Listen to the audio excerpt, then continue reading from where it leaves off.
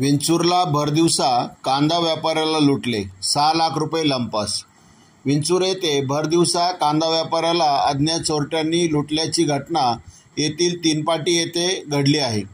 याबाबत लासलगाव पोलीस ठाण्यात अज्ञात चोरट्यांविरुद्ध गुन्हा दाखल करण्यात आला आहे। त्यामुळे कांदा व्यापाऱ्यांमध्ये भीतीचे वातावरण तयार झाले आहे। विंचूर येथील उपबाजार आवारातील कांदा व्यापारी सचिन परदेशी हे दुपारी शेतकऱ्यांना कांद्याचे पैसे अदा करण्यासाठी बँकेतून 6 लाख रुपयाची रोकड घेऊन लासलगावकडून दुचाकीवरून विंचूरच्या दिशेने येत असताना पाठीमागून दुचाकीवरून आलेल्या अज्ञात चोरट्यांनी येथील वर्दळीचे ठिकाण असलेले प्रभू श्रीराम चौक तीनपाटी येथे चालू दुचाकीवरून कांदा व्यापारी सचिन परदेशी यांच्या हातातील रोख रक्कम असलेली पिशवी हिसकावून घेऊन पोबारा केला।